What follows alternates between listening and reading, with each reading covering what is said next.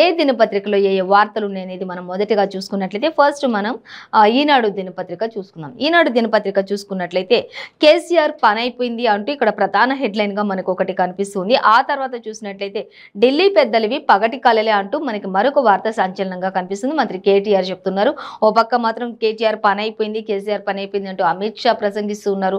ఇక్కడ మాత్రం మోసాల మోదీని రాష్ట్ర ప్రభుత్వం కానీ దేశం కానీ ఇంకా ఎవరు కూడా నమ్మరు అంటూ ఇక్కడ మంత్రి కేటీఆర్ చెప్తున్నటువంటి ప్రధాన వార్తలు మనకి హెడ్లైన్స్ గా కనిపిస్తున్నాయి. సో మరొక వార్త చూసినట్లయితే అమృత్ పాల్ అరెస్ట్ అంటూ మనకు ఒక వార్త కనిపిస్తుంది. ఇంకా రైతుల విషయానికి వచ్చినట్లయితే చివరికి మిగిలింది కన్నీరే అనేది మనకి ఇక్కడ కనిపిస్తుంది. అలాగే పంట నష్టాన్ని వెంటనే అంచనా వేయండి అంటూ సీఎం కేసీఆర్ కూడా మరి సిఎస్ శాంతికుమారికి ఆదేశాలు జారీ చేసినట్లుగా తెలుస్తుంది. వెంటనే ఎక్కడెక్కడ వరంగల్ జిల్లా ఇలాంటి అన్ని వైపులా కూడా అకాల వర్షాలకు వడగండ్ల వర్షాలకు దెబ్బతిన్నటువంటి ప్రతి పంటను కూడా నష్టాన్ని వెంటనే అంచనా వేయండి, అన్ని రిజల్ట్స్ తీసుకొని రండి అంటూ కూడా ఆయన చెప్తూ ఉన్నారు. సీఎం కేసీఆర్ ఇది ఇమీడియట్లీ జరిగిపోవాలి అన్నట్లుగా కూడా పంటల నష్టానికి సంబంధించి కూడా సిఎస్ శాంతికుమారికి ఆదేశాలు జారీ చేశారు సీఎం కేసీఆర్. సో అన్ని కూడా మనకి ప్రధాన హెడ్లైన్స్ గా ఇచ్చారు. ఇక మరాఠా గడ్డపై నేడు బారాస 3వ సభ నిర్వహించబోతుంది అనేది కూడా మనకి ఇక్కడ ఇచ్చారు. అలాగే ఇక సింహాద్రి అప్పన్న కొండపై భక్తులకు చుక్కలు చూపిస్తున్నటువంటి అధికారులు అంటే అక్కడ ఎటువంటి ఫెసిలిటీస్ కూడా లేకుండా అనేది మనకి ఇక్కడ ఇచ్చారు. ఇక ఆ తర్వాత చూస్తే గుండెపోటు కట్టు కథ అల్లింది ఎవరు అనేది ఇక్కడ వైఎస్ వివేక హత్యకు సంబంధించినటువంటి ఒక వార్త అయితే మనకి హెడ్లైన్ గా ఇచ్చారు. సో అన్నీ కూడా మనం డీటెయిల్ గా చూసుకున్నట్లయితే ఫస్ట్ మనం అన్ని కూడా మనం డీటెయిల్గా చూసుకున్నట్లయితే ఫస్ట్ మనం చూసినట్లయితే కేసీఆర్ పని అయిపోయింది అనేది మనం చూసినట్లయితే రాష్ట్రంలో బారాస ఓటమి తప్పదు ఖచ్చితంగా. ఇంకా దేశంలో ఏం చేస్తారు అంటూ అమిత్ షా క్వశ్చన్ చేస్తారు. రాష్ట్రానికే దిక్కు లేదు, రాష్ట్రంలోనే ఓడిపోతారు, ఓటమి ఖాయం అంటూ అమిత్ షా చెప్తున్నారు. ఇంకా దేశంలో ఏం చేద్దాం అనుకుంటున్నారు, రాష్ట్రానికి గతి లేనప్పుడు దేశంలో ఏం చేస్తారు అన్నట్టుగా ఆయన క్వశ్చన్ చేస్తున్నటువంటి పరిస్థితి ఇక్కడ మనకు కనిపిస్తుంది. ఇక ఆయన ప్రధాని కావాలనుకుంటున్నారు కానీ ఆ కుర్చీ ఇక్కడ ఖాళీ ఏమీ లేదు అంటూ కూడా అమిత్ షా మరి చెప్తూ ఉన్నారు, ప్రసంగిస్తూ ఉన్నారు అనేది కూడా మనకి ఇక్కడ క్లియర్గా మెన్షన్ చేశారు. ఇంకా తర్వాత చూసినట్లయితే తెలంగాణలో భాజపా సర్కార్ ఖాయం అంటూ కూడా మనకి ఇక్కడ ఇచ్చారు. అలాగే ఇక ముస్లిం రిజర్వేషన్లను రద్దు చేస్తామంటూ కూడా ఇచ్చారు. ఇక చేవేళ్ల సభలో కేంద్ర హోంమంత్రి అమిత్ షా ఇంకా అనేక విషయాలను కూడా ఆయన షేర్ చేసుకున్నట్లు తెలుస్తుంది. ఇక రాష్ట్రంలోనే మీ పని అయిపోయింది కేసీఆర్, ఇంకా ఇక్కడ మీరు ఓడిపోయినట్లే ఇక బారాస ఓడిపోవడం ఖాయం అంటూ కూడా ఇతర దేశాల్లో ఇంకా ఏం చేస్తారు మీరు అంటూ కూడా అమిత్ షా మాట్లాడతారు. అసలు రాష్ట్రంలోనే మీరు ఓడిపోయే టైం ఆసన్నమైంది, ఇంకా మీరు దేశంలో ఏం చేస్తారు, ఇతర రాష్ట్రాల్లో ఏం చేస్తారు అన్నట్లుగా మాత్రం ఆయన ఎద్దే వచ్చేస్తూ ఇంకా చాలా విషయాలు మాట్లాడినట్లుగా తెలుస్తుంది. ఇది జస్ట్ ఒక ట్రైలర్ మాత్రమే అంటూ కూడా ఆయన చెప్తూ ఉన్నారు. ఇంకా ముందుంది అసలుది అనేది కూడా చెప్తూ ఉన్నారు ఆయన. అలాగే ఇంకో విషయానికి వచ్చినట్లయితే అమిత్ షా చెప్తున్నారు ప్రశ్నపత్రాల లీకేజ్ విషయంలో టీఎస్పీఎస్సీకి సంబంధించి కావచ్చు, 10th క్లాస్కి సంబంధించి కావచ్చు, ఈ ప్రశ్నపత్రాల లీకేజ్కి సంబంధించి ఎంతవరకు కూడా ఎవరిని కూడా బయటకు రాని పరిస్థితిలో ఉన్నారు. ఇక సీఎం కేసీఆర్ అందరినీ కూడా బడా నేతలు అందరినీ కూడా దాచిపెట్టే ప్రయత్నం చేస్తూ ఉన్నారు అంటూ ఇచ్చారు. ఇక ప్రశ్నపత్రాల లీకేజ్పై సీఎం కేసీఆర్ ఒక్క మాట కూడా అసలు మాట్లాడట్లేదు, ఆ విషయం గురించి కూడా చర్చించట్లేదు, కనీసం మరి ప్రత్యేకమైన జడ్జిని కూడా నియమించట్లేదు, సిట్టింగ్ జడ్జిని నియమించట్లేదు. కానీ ఖచ్చితంగా సిట్టింగ్ జడ్జితో విచారణ జరిపించి తీర్థం. ఒకవేళ మీ హయాంలో జరగకపోయినప్పటికీ కూడా నెక్స్ట్ ఎలక్షన్లలో మేము గెలవడం ఖాయం, ఆ తర్వాత అయినా సరే ఖచ్చితంగా ఎవరు ఏంటి అనే దాన్ని మేము నిరూపించి తీరుతామంటూ కూడా చెప్తున్నారు. లాఠీ జులిపించినంత మాత్రాన మరి జైల్లో పెట్టించినంత మాత్రాన ఎవరు కూడా నేరస్తులు అయిపోరు కదా అన్నట్లుగా అమిత్ షా మాట్లాడుతున్నారు. ఖచ్చితంగా మేము అధికారంలోకి వచ్చిన తర్వాత మాత్రం నెక్స్ట్ ఎలక్షన్స్ తర్వాత ఈ విషయాన్ని ఖచ్చితంగా బట్టబయలు చేస్తాం, ఎవరు ఏంటి అని దొంగల్ని బయటకు తీసుకొస్తాం అన్నట్లుగా అమిత్ షా మాత్రం ఆయన ప్రసంగంలో మరి చేవేళ్లలో మరి కేంద్ర హోంమంత్రి అమిత్ షా అనేక విషయాలను ఆయన షేర్ చేసుకుని ప్రసంగించడం జరుగుతుంది ప్రజలను ఉద్దేశించి. అలాగే పార్టీ బలోపేతానికి సంబంధించి నెక్స్ట్ రాబోయే ఎన్నికల్లో ఎంతవరకు ఏంటి అనే దాని గురించి అన్నీ కూడా ఆయన మరి క్షుణ్ణంగా ఆయన ప్రసంగించినట్లుగా తెలుస్తుంది. సో ఇంకా ఖచ్చితంగా ఆయన చెప్తూ ఉన్నారు ఇక ముస్లింల రిజర్వేషన్లు కూడా రద్దు చేస్తాము అంటూ కూడా ఆయన చెప్తున్నారు. ఇంకా మీరు దేశానికి ప్రధానమంత్రి కావాలనుకుంటున్నారు కదా, ఆ కుర్చీ మీకోసం ఖాళీగా వేసి పెట్టలేరు ఇక్కడ అన్నట్లుగా కూడా అమిత్ షా మాట్లాడుతున్నారు. రాష్ట్రంలోనే ఓటమి పాలయ్యే మీకు దేశంలో ఏం పని అన్నట్లుగా ఆయన చెప్తూ ఉన్నారు. సో మరొక వార్త చూస్తే ఢిల్లీ పెద్దలవి పగటి కలలే అంటూ మంత్రి కేటీఆర్ మాట్లాడుతూ ఉన్నారు. ఇక్కడ మోసాల మోదీని తెలంగాణ నమ్మదు అంటూ కూడా ఇక్కడ మరొక వార్త మనకి ఈనాడు దినపత్రికలో కనిపిస్తుంది. సో మనం దాన్ని గమనించవచ్చు. ఇక పార్టీకి ఇక్కడ అధికారం కల్లా అంటూ ఇచ్చారు. ఇక వైఫల్యాల ప్రధానికి 2024లో ఖచ్చితంగా గుజరాత్ ఘర్ వాపసీ తప్పదు అంటూ కూడా మంత్రి కేటీఆర్ చెప్తున్నారు. ఖచ్చితంగా ఆయన ఇంటికి వెళ్లాల్సిందే అనేది కూడా ఖచ్చితంగా తప్పదు 2024 ఎన్నికల్లో అంటూ కూడా ఆయన చెప్తున్నారు. ఇప్పుడు మీరు కంటున్న కళలన్నీ కూడా ఇక్కడ అధికారులు కలాస్ చేసేస్తారు అన్నట్లుగా చెప్తున్నారు. ఇక అమిత్ షా వ్యాఖ్యలపై విరుచుకుపడిన కేటీఆర్. అమిత్ షా చేసినటువంటి ప్రతి వ్యాఖ్యకు కూడా ధీటైన సమాధానాలతో విరుచుకుపడ్డారు మంత్రి కేటీఆర్ అంటూ కూడా ఇచ్చారు. ఇద్దరు కూడా ఒకరు డి అంటే డి అన్నట్లుగా, మీరెంత అంటే మీరెంత అన్నట్లుగా ఇద్దరు కూడా కౌంటర్లు ఇస్తూ ఒకరిపై ఒకరు మాత్రం విమర్శనాస్త్రాలు గుప్పించుకున్నట్టుగా తెలుస్తుంది. ఇక మా పార్టీ గెలుస్తుందంటే మా పార్టీ గెలుస్తుంది, 2024 ఎన్నికల్లో మీరు వెళ్ళిపోతారంటే మీరు వెళ్ళిపోతారు అన్నట్లుగా ఇద్దరు కూడా ధీటైన సమాధానాలతోనే ఉన్నట్లుగా తెలుస్తుంది. సో ఇంకా అమిత్ షా మాటలకైతే ఇంకా మంత్రి కేటీఆర్ అయితే విపరీతంగా ఫైర్ అయ్యారు అనేది అయితే మనకి ఇక్కడ క్లియర్గా మెన్షన్ చేస్తారు. సో వీటికి సంబంధించిన మరిన్ని డీటెయిల్స్ అయితే మనం సెకండ్ పేజీలో చూడొచ్చు అనేది ఇచ్చారు. మొత్తంగా అయితే ఇంకా మ్యాటర్ ఏం లేదు, కేసీఆర్ పని అయిపోయింది అంటూ అమిత్ షా చెప్తున్నారు. ఇంకా మోసాల మోదీని ఎవరు నమ్మరు ఇక్కడ అంటూ కేటీఆర్ చెప్తూ ఉన్నారు. సో అది విషయం. ఇంకా మరొక వార్త చూసి ఇక అమృతపాల్ అరెస్ట్ అంటూ ఇక్కడ ఇచ్చారు. ఇంకా చూసినట్టయితే బలిస్తాన్ వేర్పాటువాద నేతను స్వగ్రామంలోనే పట్టుకున్న పోలీసులు. ఇంకా ఆయనే స్వగ్రామంలో వెళ్ళిపోయి లొంగిపోయారు అమృత్పాల్ అనేది కూడా తెలుస్తుంది. ఇంకా ఆయన స్వయాన వెళ్ళిపోయి లొంగిపోయినట్లుగా తెలుస్తుంది. ఆయనను గుర్తించిన పోలీసులు వెంటనే అరెస్ట్ చేసినట్లుగా కూడా తెలుస్తుంది అంటూ ఇచ్చారు. అయితే డీటెయిల్స్ మాత్రం మనకి థర్డ్ పేజీలో ఇచ్చినట్టుగా మనం గమనించవచ్చు. సో మరొక వార్త చూస్తే మరాఠా గడ్డపై నేడు భారత 3వ మహాసభ అంటూ ఇచ్చారు. ఇంకా ఔరంగాబాద్లో భారీ బహిరంగ సభను హాజరు కానున్న సీఎం కేసీఆర్ అంటూ కూడా ఇచ్చారు. ఇక అక్కడ భారీ బహిరంగ సభ ఏర్పాటు చేస్తున్నారు. ఆ సభకు సీఎం కేసీఆర్ కూడా హాజరవుతున్నారు అనేది ఇచ్చారు. ఇక మరాఠా గడ్డపై కూడా 3వసారి ఇది అక్కడ బహిరంగ సభ ఏర్పాటు చేయడం. ఇక అన్ని రాష్ట్రాలు కూడా సీఎం కేసీఆర్ లాంటి మంత్రి కావాలి, ప్రతి పథకం కూడా ఎంతో మరి ఆకర్షించదగ్గ విధంగా ఉంది అంటూ కూడా ఈ పథకాలన్నింటినీ కూడా ఆకర్షితులై చాలా మంది కూడా మరి తెలంగాణ రాష్ట్ర ప్రభుత్వంలో చేరడం కూడా చేరికలు కూడా జరుగుతూ ఉన్నాయి అనేది కూడా మనకి ఇక్కడ ఇవ్వడం జరుగుతుంది. సో మనం గమనించవచ్చు వాటిని. అలాగే ఇక దీనికి సంబంధించిన మరిన్ని డీటెయిల్స్ మాత్రం మనకి సెకండ్ ఆర్ థర్డ్ పేజీలో చూడొచ్చు అనేది మనకి ఇచ్చారు. సో గమనించవచ్చు. ఇంకా అలాగే సింహాద్రి అప్పన్న కొండపై భక్తులకు చుక్కలు అంటూ ఇచ్చారు. చందనోత్సవ వేళ తీవ్ర ఇక్కట్లు ఎదుర్కొన్నటువంటి అక్కడికి చేరుకున్నటువంటి భక్తులు అంటూ కూడా మనకి ఇక్కడ ఇవ్వడం జరుగుతుందండి. అలాగే ఏర్పాట్లలో ఇంకా ఏపీ ప్రభుత్వం ఘోర వైఫల్యం చెందింది అంటూ కూడా తెలుస్తుంది. అక్కడ ఉన్నటువంటి ఆ యొక్క దేవాలయంలో సింహాద్రి అప్పన్న కొండపై అక్కడ ఉన్నటువంటి ఆ ఏర్పాట్లు చేయడంలో మాత్రం ఏపీ ప్రభుత్వం ఘోరంగా వైఫల్యం చెందింది, ఫెయిల్ అయిపోయింది అంటూ కూడా ఇచ్చారు. అక్కడ ఎటువంటి జాగ్రత్తలు కూడా లేకుండా, అక్కడ భక్తులకు ఎటువంటి సౌకర్యం కూడా లేకుండా చాలా అధ్వానంగా ఉంది. కాబట్టి అక్కడికి వెళ్ళిన భక్తులందరూ కూడా చుక్కలు చూశారు అన్నట్లుగా మనకి ఇక్కడ ఇచ్చారు. పట్టపగలే చుక్కలు చూశారు అన్నట్లుగా. సో అక్కడ ప్రభుత్వాన్ని విమర్శిస్తూ ఉన్నారు అక్కడికి చేరుకున్న భక్తులందరూ కూడా అంటూ మనకి ఇక్కడ ఇవ్వడం జరుగుతుంది. మరిన్ని డీటెయిల్స్ వచ్చేసి థర్డ్ పేజీలో చూడొచ్చు. మొత్తంగా అయితే అక్కడ ఏర్పాట్లు ఏమాత్రం కూడా బాగాలేవు. కనీసం వచ్చిన భక్తులకు నిల్వ నీడ కూడా లేదు, తాగునీరు లేదు అన్నట్లుగా ప్రతి ఒక్కటి కూడా ఉద్దేశించారు. ఇక సింహాద్రి అప్పన్న కొండపై భక్తులకు చుక్కలు చూపించిన ఏపీ ప్రభుత్వం అనేది మాత్రం మనకి ఇక్కడ స్మాల్ హెడ్లైన్గా మాత్రమే ప్రస్తావించారు. మిగతా డీటెయిల్స్ అన్ని కూడా థర్డ్ పేజీలో చూడొచ్చు. అలాగే మరొకటి చూస్తే గుండెపోటు కట్టు కథ అల్లింది ఎవరు అంటూ వైఎస్ వివేక హత్యపై భాస్కర్ రెడ్డిని ప్రశ్నించిన సిబిఐ అధికారులు అంటూ కూడా ఇచ్చారు. ఇక నిన్న 10 గంటల నుంచి కూడా భాస్కర్ రెడ్డిని అలాగే ఉదయ్ కుమార్లని, అవినాష్ రెడ్డిని వీళ్ళందరినీ కూడా మరి సిబిఐ అధికారులు విచారణ చేశారు. ఇంకా ఈ రోజుతో స్టే కూడా అయిపోతుంది వాళ్ళకి అనేది కూడా తెలుస్తుంది. సో మరి ఎక్కువగా మాత్రం ఉదయ్ కుమార్ రెడ్డిని అలాగే భాస్కర్ రెడ్డి ద్వారానే వివేక హత్యకు సంబంధించినటువంటి డీటెయిల్స్ అన్నింటినీ కూడా రాబట్టే ప్రయత్నం సిబిఐ అధికారులు చేశారు అనేది కూడా మనకి క్లియర్గా మెన్షన్ చేశారు. సో అయితే మొత్తంగా అయితే హైదరాబాద్లో 5వ రోజు కొనసాగినటువంటి సిబిఐ విచారణ అంటూ కూడా ఇచ్చారు. ఇక ఈ విషయంలో ఇంకా ఉదయ్ కుమార్ రెడ్డిని అలాగే అసలు ఉదయ్ కుమార్ రెడ్డి ఉదయమే ఎందుకు వచ్చారు అంటూ కూడా ఆరా తీశారు. అక్కడ అంటే ఉదయ్ కుమార్ రెడ్డి వివేక హత్య కేసు సమయంలో మార్నింగే ఎందుకు వచ్చారు అసలు అంటూ కూడా సిబిఐ విచారించడం జరిగింది. ఇంకా వాళ్ళంతా కూడా వారి స్టైల్లో వారి రీతిలో వాళ్ళు సమాధానాలు ఇచ్చినట్లుగా తెలుస్తుంది అనేది మనకి ఇక్కడ క్లియర్గా మెన్షన్ చేశారు.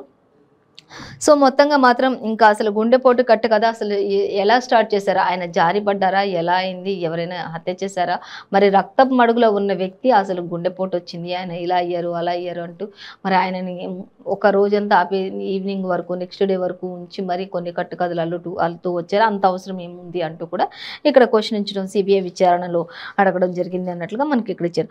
అలాగే ఇక చివరికి మిగిలింది కన్నీరి అంటూ ఒక రైతు తన ఆవేదన మరి వ్యక్తపరుస్తూ ఉన్నాడు. ఇంకా తన చేతికి అంది వచ్చిన ఆ పంట పొలాన్ని చూసుకొని ఆ వ్యక్తి ఎంతో కన్నీరు మున్నీరు అవుతున్నటువంటి పరిస్థితి మనకి ఇక్కడ ఇచ్చారు. ఇక వరి రైతులపై వాన పిడుగు పడింది అంటూ కూడా ఈదురుగాలులతో కూడిన వడగండ్లతో కూడిన వర్షంతో విధ్వంసం సృష్టించింది.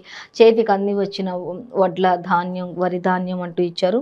ఇక రాలిపోయిన గింజలు ఆరబెట్టిన ధాన్యం కూడా వర్షం పాలైపోయింది. రాలిపోయిన గింజలు ఆ గింజల్ని ఎత్తుకొచ్చి మళ్ళీ అవన్నీ కూడా ఆరబెట్టినా కూడా ఫలితం శూన్యం అయిపోయింది అంటూ కూడా అవన్నీ కూడా నీటిలో వర్షానికి కొట్టుకుపోయిన దాఖలాలే కనిపిస్తూ ఉన్నాయి అంటూ కూడా రైతు మరి గుండెలు అవిసేలా వారి రోదనలు మిన్నంటుతూ ఉన్నాయి. రైతుల యొక్క బాధలు అంటూ కూడా గుండెలు బాదుకుంటున్నటువంటి అన్నదాతలు అంటూ కూడా మనకి ఇక్కడ ఇచ్చారు. ఇంకా రైతులు ఆ పంట పొలాల్లో ఆయా నష్టపోయిన పంటను చూసి రైతు కన్నీరు మున్నీరుగా గుండెలు బాదుకుంటూ ఏడుస్తున్నటువంటి కన్నీరు పెట్టుకుంటున్నటువంటి ఆ దృశ్యాలు ఎంతో హృదయ విదారకంగా ఉన్నాయి అనేది మనకి ఇక్కడ ఇచ్చారు. సో దీనికి సంబంధించిన మరిన్ని డీటెయిల్స్ అయితే థర్డ్ పేజ్లో మనం చూడొచ్చు. ఇంకా సీఎం కేసీఆర్ కూడా చెప్తూ ఉన్నారు, పంట నష్టాన్ని వెంటనే అంచనా వేయండి అంటూ కూడా ప్రభుత్వానికి ఇప్పుడే అందరికీ కూడా అధికారులందరికీ కూడా ఆదేశాలు జారీ చేశారు. అలాగే సీఎస్ శాంతి కుమారికి కూడా మరి ఆయన ఆదేశాలు జారీ చేశారు. ఇమ్మీడియట్లీ పంట నష్టపోయిన ఎక్కడెక్కడైతే ఎంతెంత పంట నష్టపోయిందో వడగండ్ల చేత ఈదురుగాలుల చేత అకాల వర్షాల చేత కానీ ఇలాంటి వాటి వల్ల వెంటనే నష్టపోయిన ప్రతి పంటను కూడా అంచనా వేయండి అంటూ కూడా ప్రతిదీ కూడా అన్నీ కూడా తీసుకురావాలి, అన్నీ కూడా వెంటనే అన్ని విషయాలు కూడా సేకరించాలి అంటూ కూడా సీఎస్కు సీఎం కేసీఆర్ ఆదేశాలు జారీ చేశారు. ఆ వెంటనే ఆ నష్టాన్ని కూడా సకాలంలో రైతుల యొక్క ఖాతాలో జమ అయినట్లు రైతులను ఆదరించాలి ఖచ్చితంగా అన్నట్లుగా అన్నదాతలను ఆదరించాలి అన్నట్లుగా సీఎం కేసీఆర్ కూడా చెప్పడం జరుగుతుంది. సో ఈ విషయంలో చాలా ముమ్మరంగానే ఈ యొక్క ఏర్పాట్లన్నీ జరుగుతూ ఉన్నట్లుగా తెలుస్తుంది. పంట నష్టపోయినటువంటి అంచనాలు కూడా త్వరితగతిన చేస్తున్నారు అనేది కూడా మనకి ఈనాడు దినపత్రికలు ఇవ్వడం జరుగుతుంది. సో మరొక వార్తాపత్రిక మనం చూసినట్లయితే ఇంకా వార్తాపత్రిక చూద్దాం. వార్త చూసినట్లయితే మనం వార్తలో కూడా మనకి మెయిన్ అంటే warriors Punjab they chief Amritpal Singh arrest అంటూ మనకి మెయిన్ అంటే మోఘా జిల్లాలోని గురుద్వారాలో లొంగుబాటు అయినటువంటి అమృత్పాల్ సింగ్ అనేది ఆయన గురించి మనకి మెయిన్గా ఇచ్చారు. ఇక పోలీసులు భారీగా మోహరించారు, ఆయననే లొంగిపోయారు అనేది కూడా మనకి ఇక్కడ ఇవ్వడం జరిగింది. ఇంక ఇప్పటికే జైల్లో తరలించారు. పంజాబ్లో భారీగా పోలీసులు అంతా మోహరించి ఆయన జైల్లోకి తరలించడం జరిగింది అంటూ ఇచ్చారు. అలాగే మరొక వార్త చూస్తే మజ్లిస్ చేతిలో కార్ స్టీరింగ్ ఉంది అనేది మరొక వార్త. అమిత్ షా ప్రసంగిస్తున్నటువంటి ఆ ప్రసంగంలో మనకి ఇక్కడ ఇచ్చారు. ఇక దేశ అభివృద్ధిలో సివిల్ సర్వీసెస్ అధికారులే కీలక పాత్ర అంటూ కూడా ఇచ్చారు. వెంకయ్య నాయుడు చెప్తున్నట్లుగా మనకి ఇక్కడ ఒక ప్రధాన హెడ్లైన్ ఇచ్చారు. ఇక G20 శిఖరాగ్ర సదస్సు కోసం భారత్కు జో బైడెన్ అంటూ కూడా అమెరికా అధ్యక్షులు జో బైడెన్ కూడా భారత్కు రానున్నారు. G20 సదస్సుకు శిఖరాగ్ర సదస్సుకు అంటూ కూడా మనకి ఇక్కడ ప్రధాన వార్తలు ఇచ్చారు. సో వాటికి సంబంధించిన డీటెయిల్స్ అయితే 5th పేజీలో మనం చూడొచ్చు. ఇంకా మరొకటైతే ఇక మజ్లిస్ చేతిలో కారు స్టీరింగ్ ఉంది అనేది ఒకటి. అలాగే 40 కోట్ల సుపారీపై సిబిఐ ఆరా తీస్తూ ఉంది. ఇటు భాస్కర్ రెడ్డిని, ఉదయ్ కుమార్ రెడ్డిని, అవినాష్ రెడ్డిని ముగ్గురిని కూడా వైఎస్ వివేక హత్య కేసుకు సంబంధించి అలాగే ఈ యొక్క 40 కోట్ల సుపారీ ఏంటి, అసలు ఈ 40 కోట్ల సుపారీ ఇచ్చి మరి ఆయనని హత్య చేయించాల్సిన అవసరం ఏముంది అంటూ ప్రతి దానిపై కూడా క్షుణ్ణంగా సిబిఐ అధికారులు ఆరా తీస్తున్నారు అనేది అయితే మనకి కనిపిస్తూ ఉంది. సో వివేకానంద రెడ్డి హత్య కేసుకు సంబంధించి ఇంకా మెయిన్ డీటెయిల్స్ కూడా మనం చూద్దాం. ఇక అలాగే సస్పెన్షన్తో సరిపెట్టిన పోస్టల్ శాఖ అంటూ ఇచ్చారు. 10th జవాబు పత్రాలు గల్లంతుకు సంబంధించి కొన్ని విషయాలు కూడా మనకి ఇక్కడ ఇచ్చారు. గతంలో మరి 10th ప్రశ్న పత్రాలు గల్లంత అయినట్లుగా తెలుస్తుందంటే ఎగ్జామ్ రాసిన తర్వాత ప్రశ్న పత్రాలు అలాగే జవాబు పత్రాలు మరి కొన్ని గల్లంత అయినట్లుగా తెలుస్తుంది. వాటికి సంబంధించి ఇంకా నిర్ణయాలు తీసుకోవాలి అని చెప్పారు. సో అది ఇప్పుడు కాస్త సస్పెన్షన్తోనే సరిపెట్టిన పోస్టల్ శాఖ అంటూ ఇచ్చారు. డీటెయిల్స్ చూసుకుందాం. అలాగే ఇక మరొక వార్త మనం చూస్తే కోవిడ్తో తాజాగా 29 మంది మృత్యువాత పడ్డారు అంటూ కోవిడ్ కూడా ఇంకా పెరిగిపోతున్న నేపథ్యంలో తగు జాగ్రత్తలు తీసుకోవాలి అంటూ కూడా మనకి ఇక్కడ ఇచ్చారు. అలాగే నేటి నుంచి సచివాలయం కొత్త భవనంలోకి శాఖల తరలింపు అంటూ ఇచ్చారు. ఇంకా అకాల వర్షాలతో దెబ్బతిన్న పంటని వెంటనే నష్టాన్ని కూడా వెంటనే అంచనా వేయనంటూ సీఎం కేసీఆర్ కూడా ఆదేశాలు జారీ చేస్తున్నారు అధికారులకు. అలాగే ఇక రేపటి నుంచి పాఠశాలలకు వేసవి సెలవులు అంటూ కూడా ఒక వార్త అయితే మనకి ప్రధాన హెడ్లైన్స్గా ఇచ్చారు. సో మెయిన్ మనం హెడ్లైన్స్ అనే డీటెయిల్స్ చూసుకుంటూ వచ్చినట్లయితే ఇక warriors Punjab chief Amritpal Singh arrest అంటూ ఇచ్చారు. దానికి సంబంధించి డీటెయిల్స్ చూస్తే మోగా జిల్లాలోని గురుద్వారాలో లొంగిపోయిన అటువంటి అమృత్పాల్ సింగ్ అంటూ ఇచ్చారు. ఇక అసోంలోని డిబ్రూగఢ్ జైలుకు తరలించారు ఇప్పటికే ఆయన ఆ వ్యక్తిని అంటూ కూడా ఇచ్చారు.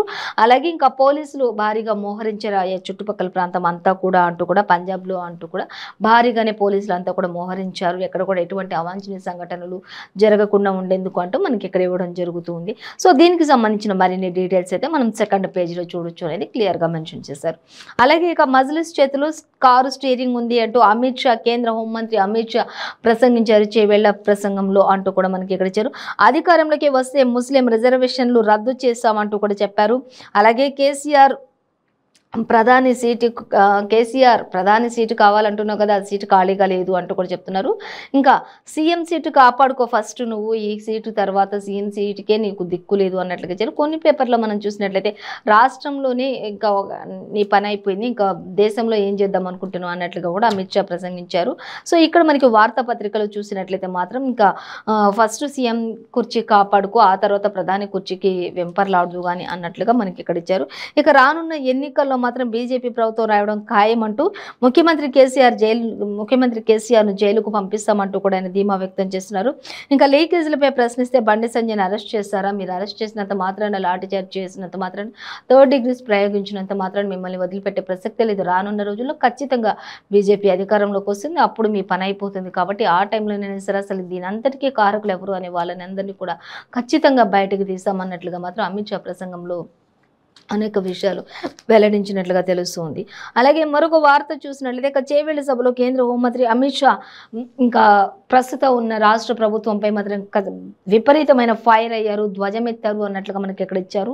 ఇంకా రాష్ట్రంలో మాత్రం ఇంకా ఎక్కువగా ఇప్పుడు ఆయన ఫోకస్ పెట్టింది కూడా ఇక తెలంగాణ రాష్ట్రం పైనే అంటూ కూడా చెప్తూ ఉన్నారు. ఇంకా దీనికి సంబంధించిన మరిన్ని డీటెయిల్స్ కూడా మనం 2nd పేజీలో చూడొచ్చు అనేది ఇచ్చారు. మొత్తంగా అయితే సీఎం సీటు కాపాడుకో, తర్వాత ప్రధాని సీటు కోసం వెంపర్లాడుతూ కానీ ఆ తర్వాత అయినా కూడా ప్రధాని సీట్ ఇక్కడ ఖాళీగా లేదు అని చెప్పినాను. ఇంకా రాష్ట్రంలో నీ పని అయిపోయింది, ఇంకా రానున్న రోజుల్లో బీజేపీ రెపరెపలాడబోతుంది, కమలం రెపరెపలాడబోతుంది అన్నట్లుగా కూడా ఆయన చెప్తూ ఉన్నారు. సో దానికి సంబంధించి ఇంకా మరొక వార్త మనం చూసినట్లయితే 40 కోట్ల సుపారీపై సిబిఐ ఆరా తీస్తుంది. వివేకానంద రెడ్డి హత్య కేసు 5వ రోజు భాస్కర్ రెడ్డి, ఉదయ్ కుమార్ రెడ్డిల విచారణ అంటూ మనకి ఇక్కడ ఇచ్చారు. అవినాష్ రెడ్డి విచారణకు స్వల్ప విరామం కూడా ఇచ్చినట్లుగా తెలుస్తుంది అంటే ఇచ్చారు. అయితే మనకి పూర్తి డీటెయిల్స్ వచ్చేసి 2nd పేజీలో ఇచ్చారు చూడొచ్చు. మొత్తంగా అయితే ఇప్పుడు అవినాష్ రెడ్డికి స్వల్ప విరామం ఇచ్చారు, భాస్కర్ రెడ్డిని అలాగే ఉదయ్ కుమార్ రెడ్డిని మాత్రం 6 గంటల పాటు కూడా విచారించారు నిన్నటి రోజున అనేది కూడా ఇచ్చారు. సో మొత్తంగా అయితే 5వ రోజుకి ఇంకా హత్య కేసు 5వ రోజు నుంచి 5వ రోజుకి చెందిన వాళ్ళందరినీ విచారించడం అనేది కూడా మనకి ఇక్కడ ఇచ్చారు. అయితే 40 కోట్ల సుపారీపై కూడా సిబిఐ ఆరా తీసింది. మరి దానికి సంబంధించిన డీటెయిల్స్ కూడా రావాలి అన్నట్లుగా మనకి ఇక్కడ వార్తాపత్రికలు ఇవ్వడం జరుగుతుంది. Excuse me. సో మరొక వార్త మనం చూస్తే రేపటి నుంచి పాఠశాలలకు వేసవి సెలవులు అనేది మన తెలంగాణ రాష్ట్ర ప్రభుత్వానికి సంబంధించి ఇచ్చారు. జూన్ 12న మళ్ళీ స్కూల్స్ రీఓపెన్ ఉండబోతున్నాయి అనేది ఇచ్చారు. అయితే జూన్ 1వ తారీఖు నుంచి మాత్రమే ఖచ్చితంగా ఉపాధ్యాయులందరూ కూడా పాఠశాలలకు రావాల్సి ఉంటుంది. ఎందుకంటే అక్కడ జరుగుతున్నటువంటి మన ఊరు మనబడి కార్యక్రమం కావచ్చు, మన ఊరు మన బస్తీ కార్యక్రమం కావచ్చు, ఇవన్నిటిని కూడా అక్కడ పరిశీలించాల్సిన అవసరం ఉంటుంది. అలాగే స్కూల్లో జాయిన్ అవ్వాల్సిన రీజాయిన్ అయ్యే వాళ్ళ గురించి కానీ, స్కూల్కి వెళ్ళని పిల్లల్ని స్కూల్లో జాయిన్ చేయమని చెప్పడం కానీ ఇలాంటివన్నిటిని కూడా పరిశీలించాల్సిన అవసరం ఉపాధ్యాయులపైనే ఉంది. కాబట్టి ఖచ్చితంగా ఉపాధ్యాయులందరూ కూడా ఖచ్చితంగా జూన్ 1వ తారీఖు నుంచి పాఠశాలలకు హాజరు కావాల్సిందే. ఇంకా విద్యార్థులందరూ మాత్రం జూన్ 12 వరకు కూడా రేపటి నుంచి జూన్ 12 వరకు వాళ్ళకి సెలవులు ప్రకటిస్తున్నాం. జూన్ 12న తిరిగి పునఃప్రారంభిస్తారు పాఠశాలలు అనేది కూడా మనకి క్లియర్గా మెన్షన్ చేశారు. సో ఇంకా ఉపాధ్యాయులందరూ కూడా రేపటి నుంచి అయితే సెలవు దినాలుగా ప్రకటించినట్లుగా తెలిసింది. ఇక జూన్ 1 వరకు ఉపాధ్యాయులు వెళ్ళాలి, జూన్ 12 నుంచి విద్యార్థులు కూడా హాజరు కావాల్సి ఉంటుంది అనేది మనకి క్లియర్గా మెన్షన్ చేశారు. సో అలాగే మరొక వార్త మనం చూసినట్లయితే ఇక కోవిడ్తో తాజాగా 29 మంది మృత్యువాత పడ్డారు. ఒక్క రోజులో చూసుకున్నట్లయితే 10,112 కేసులు నమోదైనట్లుగా తెలుస్తుంది ఇక దేశంలో అన్నట్లుగా ఇచ్చారు. సో రాష్ట్రాల వారీగా కూడా కేసులు పెరుగుతున్న నేపథ్యంలో అధికారులు చెప్తున్నారు, వైద్యులు కూడా చెప్తూ ఉన్నారు ఖచ్చితంగా మరి ఆరోగ్యాన్ని కాపాడుకునే విషయంలో ఎప్పటికప్పుడు శానిటైజర్ యూజ్ చేయండి. అలాగే కోవిడ్ లేదు పోయింది అనేది ఏం లేదు, కానీ తగిన జాగ్రత్తలు తీసుకుంటే దానిని ఈజీగా అరికట్టవచ్చు అని చెప్తున్నా. కానీ ఒకప్పుడు ఉన్నంత స్ట్రాంగ్గా అయితే కోవిడ్ పరిస్థితి లేదు కాబట్టి చాలా ఈజీగానే దీని నుంచి బయటపడవచ్చు. కాబట్టి మెడిసిన్స్ ఇంకా అలాగే వ్యాక్సిన్స్ కూడా డోసెస్ అందరూ కూడా ఆల్మోస్ట్ తీసేసుకుంటూ ఉన్నారు. కాబట్టి పెద్ద భయపడాల్సిన అవసరం అయితే ప్రాణాపాయ స్థితి అయితే ఏమీ ఉండదు, కానీ తగిన జాగ్రత్తలు తీసుకుంటే బెస్ట్ అనేది మాత్రం వైద్యుల యొక్క సూచనలు సలహాలు కూడా మనకి ఇక్కడ కోవిడ్కి సంబంధించి ఇచ్చినట్లు మనం గమనించవచ్చు. అలాగే ఇక 10th జవాబు పత్రాల గల్లంతు కేసుకు సంబంధించి సస్పెన్షన్తోనే సరిపెట్టిన పోస్టల్ శాఖ అంటూ ఇచ్చారు. సో ఆ డీటెయిల్స్ చూసినట్లయితే ఇప్పటికీ దొరకని జవాబు పత్రాలు, విద్యార్థులను పాస్ చేయనున్న సర్కార్, ఫలితాల సమయంలో ఉత్తర్వులు జారీ చేసినట్లుగా తెలుస్తుంది. ఇప్పటి వరకు కూడా మరి ఆ యొక్క ప్రశ్న పత్రాలు మరి గల్లంతైన నేపథ్యంలో విద్యార్థులను మరి పాస్ చేయాలా వద్దా, మళ్ళీ అవన్నీ ఎక్కడ ఉన్నాయి ఏంటి అని వెతికినా కూడా ఎక్కడ కూడా ఇంతవరకు మరి గల్లంతైన ప్రశ్న పత్రాలు దొరకలేదు. కాబట్టి 10th క్లాస్కి సంబంధించి ఇంకా వాళ్ళ ఇంతకు ముందు మార్కుల లిస్టు చూసి ఇంతకుముందు మార్కుల యావరేజ్ను బట్టి ఆ యొక్క మార్కుల ఆధారంగానే ఇప్పుడు వీళ్ళందరినీ కూడా సర్కార్ పాస్ చేయాలనే ఉద్దేశంతో ఉన్నట్లుగా తెలుస్తుంది. ఇంకా అవన్నీ కూడా దొరకట్లేదు కాబట్టి ఖచ్చితంగా వీళ్ళని పాస్ చేస్తే అయిపోతుంది అన్నట్లుగా కూడా సర్కార్ నిర్ణయం తీసుకున్నట్లుగా తెలుస్తుంది. మొత్తంగా అయితే ప్రశ్న పత్రాలు గల్లంతైన విద్యార్థులు ఎవరైతే ఉంటారో వాళ్ళందరినీ కూడా పాస్ చేస్తున్నట్లుగా ప్రకటించింది రాష్ట్ర ప్రభుత్వం.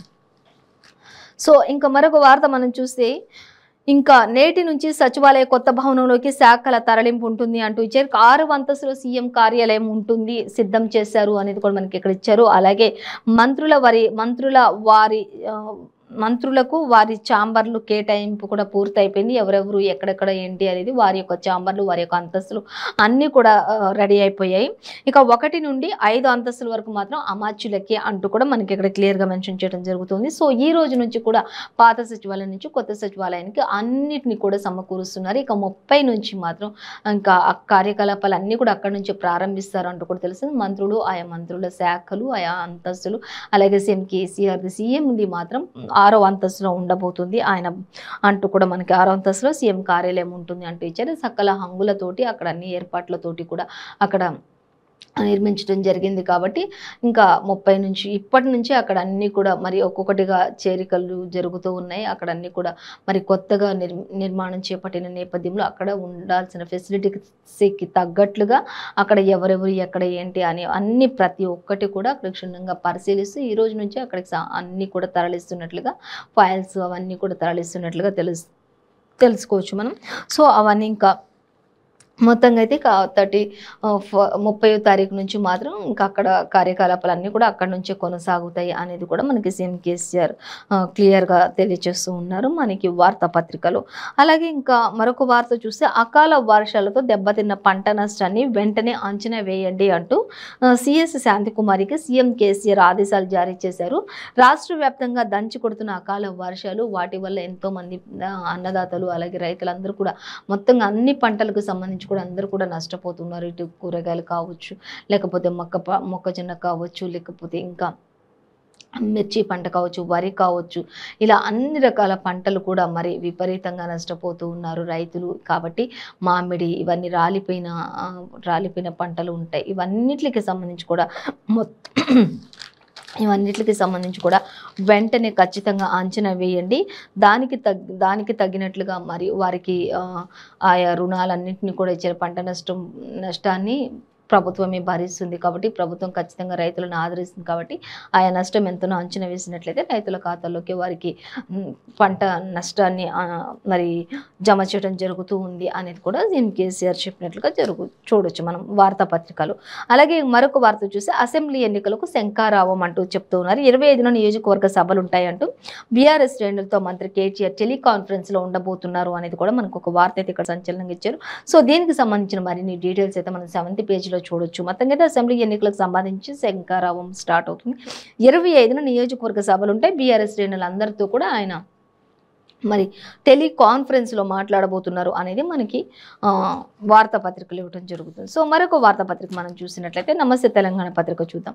నమస్తే తెలంగాణ పత్రిక చూసినట్లయితే నమస్తే తెలంగాణలో కూడా మనకి ముంచెత్తిన రాళ్ల వాన అంటూ ఇక్కడ మరి రైతు తన యొక్క ఆవేదన అంటే పంట పొలాల్లో కళ్ళాల్లో ఆరబోసినటువంటి ఆ యొక్క వరి ధాన్యం కూడా తడిసి నీళ్ళలో ముద్దయిపోయి కొట్టుకుపోతున్నటువంటి ఆ ధాన్యాన్ని ఆ వరిని మరి దోశలతోటి ఎత్తి పక్కకు పోసుకుంటూ ఎంతో కన్నీరు మున్నీరు అవుతూ గుండెలు అవిసేలా రోధిస్తూ గుండెలు బాదుకుంటూ ఇంకా చివరికి మిగిలింది ఇదే ఇంత కష్టం చేస్తే అన్నట్లుగా ఆ రైతు పడుతున్న ఆవేదన అంతా కూడా ఇక్కడ మనకి ఒక ఫోటో రూపంలో కూడా ఇచ్చారు చూడొచ్చు మనం. అలాగే ఇంకా మరొక వార్త చూస్తే గులాబీ దుందుబి అంటూ ఇచ్చారు. మహారాష్ట్ర నడిగడ్డపై నేడు బీఆర్ఎస్ సభ జరుగుతోంది అంటూ కూడా ఇచ్చారు. ఇక్కడ సీఎం కేసీఆర్ అక్కడికి హాజరు కానున్నారు అనేది కూడా మనకి క్లియర్గా మెన్షన్ చేశారు. సో మరొక వార్త మనం చూసినట్లయితే అమృత్పాల్ అరెస్ట్ అనేది మనకి ప్రతి పేపర్లో ఇచ్చారు. ఇక ఐఐటీలు 4 ఏళ్లు బీఈడీ అంటూ ఇచ్చారు. కట్టుకథలు అమితం, తెలంగాణకు నిధులపై జూటా మాటలు అంటూ కూడా ఇక్కడ మనకు ఒక వార్త అయితే ఇచ్చారు. సో డీటెయిల్స్ మనం చూసుకుందాం. ఇక కరప్షన్ కు కెప్టెన్ మోదీ అంటూ కూడా మరొక వార్త ఇచ్చారు. ఇంకా ఆర్ఎండ్బికి కొత్త రూపు రాబోతోంది అంటూ కూడా మనకి ఒక వార్త ప్రధాన హెడ్లైన్ గా ఇచ్చారు. ఇంకా పెట్టుబడుల రికార్డు అంటూ టీఎస్ ఐపాస్లతో రాష్ట్రానికి భారీగా పెరిగిన ఇన్వెస్ట్మెంట్స్ అనేది దానికి సంబంధించి కూడా మనకి ఇక్కడ ఇచ్చారు, చూడొచ్చు. సో మెయిన్ ప్రధాన వార్తలు చూసినట్లయితే మనం ఇంకా సీఎం కేసీఆర్ అత్యవసర సమీక్ష, మంత్రులు కలెక్టర్లకు ఆదేశాలు జారీ చేశారు అనేది కూడా మనకి ఇక్కడ ఇచ్చారు. ఇక పంట నష్టాన్ని వెంటనే అంచనా వేయాలని సీఎస్ కు ఆదేశాలు జారీ చేసిన సీఎం కేసీఆర్ అంటూ ఇచ్చారు. ఇక ప్రతి పేపర్లో కూడా ఈ విషయం అయితే మనకి యాజ్ ఇట్ ఈస్ గా ఇచ్చారు, మనం దానిని గమనించవచ్చు. సో అలాగే మరొక చూస్తే ఇంకా స్వయంగా పరిశీలించాలని మంత్రులకు సూచనలు చేశారు. క్షేత్రస్థాయిలో పరిస్థితిని సమీక్షిస్తున్న మంత్రులు అంటూ కూడా ఇచ్చారు. ఇంకా ఇమ్మీడియట్లీ అది జరగాలి ఖచ్చితంగా అంటూ కూడా సీఎం కేసీఆర్ చెప్పినటువంటి విషయం ఇది.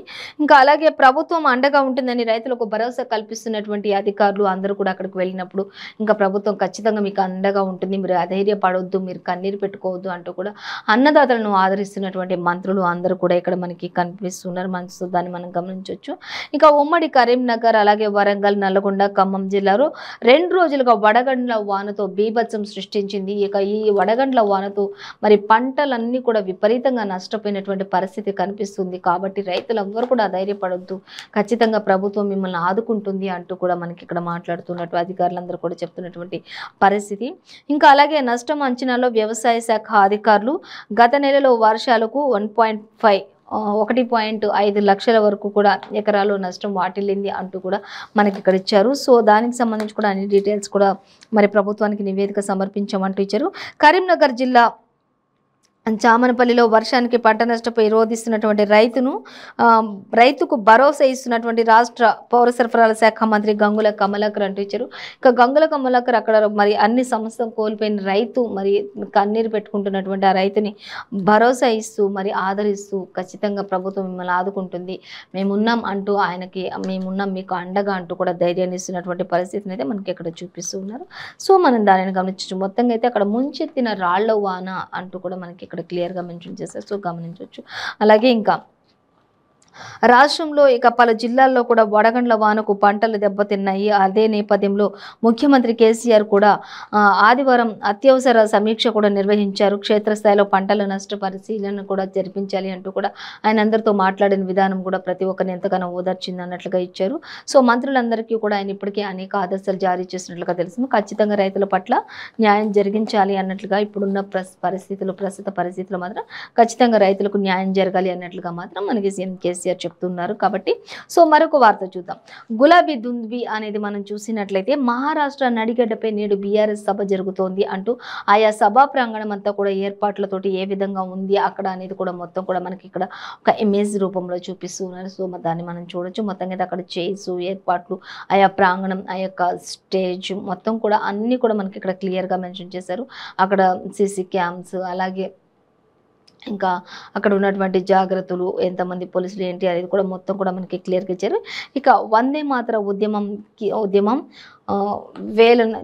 కిసాన్ క్రాంతి కూడా ఉండబోతోంది అంటూ కూడా మనకి ఇచ్చారు. ఇక అలాగే మరాఠాడ్వాలో కూడా 3వ బహిరంగ సభ జరుగుతుంది. ఇది 3వసారి ఇది జరగడం. ఇక ఎంతో అంగరంగ వైభవంగా జరుగుతుంది. హాజరు కానున్న పార్టీ అధినేత సీఎం కేసీఆర్. అలాగే ఔరంగాబాద్ జిల్లాలో పల్లెపల్లకు గులాబీ దండు తరలి వస్తుంది. ప్రత్యేక ఆకర్షణగా డిజిటల్ ప్రచారాలు కూడా కొనసాగుతాయి అక్కడ అంటూ కూడా డిజిటల్ ప్రచార రథాలు కూడా ఉంటాయి అనేది కూడా మనకి క్లియర్గా మెన్షన్ చేశారు.